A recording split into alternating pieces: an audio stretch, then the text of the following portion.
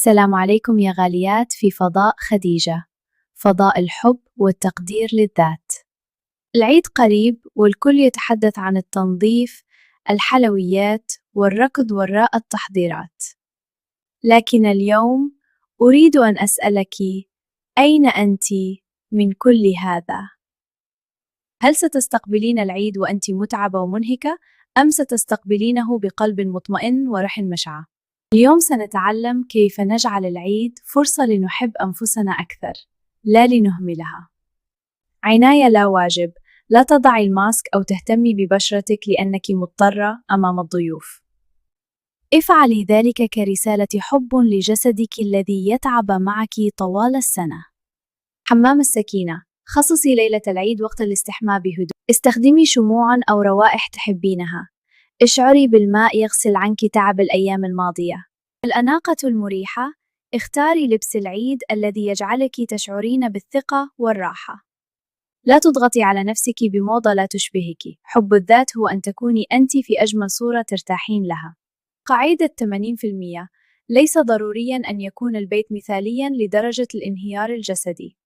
80% من الترتيب مع نفسية مرتاحة أفضل مليون مرة من بيت مثالي مع أم أو ربة بيت عصبية ومتوترة. طلب المساعدة. حب الذات هو أن تعرفي حدود طاقتك. اطلبي من العائلة المساعدة، وزعي المهام. لا تكوني البطلة الخارقة التي تسقط تعباً ليلة العيد. جلسة الصفاء قبل العيد بليلة. اجلسي مع نفسك 10 دقائق.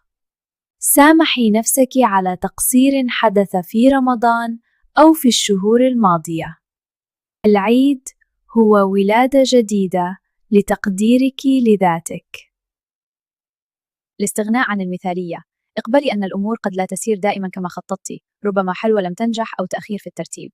لا بأس، الطمأنينة تأتي من قبول الواقع والابتسام له. ساعة الصفر. ابدأي يومك قبل الجميع ب15 دقيقة. اشربي قهوتك أو شايك المفضل في هدوء. انظري المرآة وقولي لنفسك: عيدك مبارك يا جميلة، أنا فخورة بك. هدايا لنفسك. لماذا ننتظر الهدايا من الآخرين؟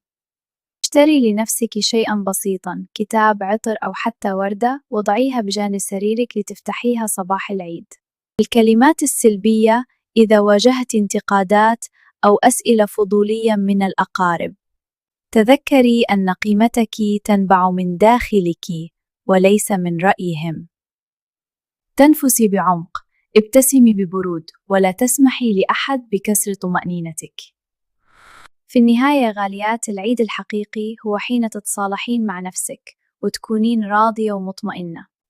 كوني أنت العيد لمن حولك، لكن ابدأي بكونك عيداً لنفسك أولاً. أخبروني في التعليقات، ما هو الشيء الذي ستفعلينه لنفسك فقط في هذا العيد؟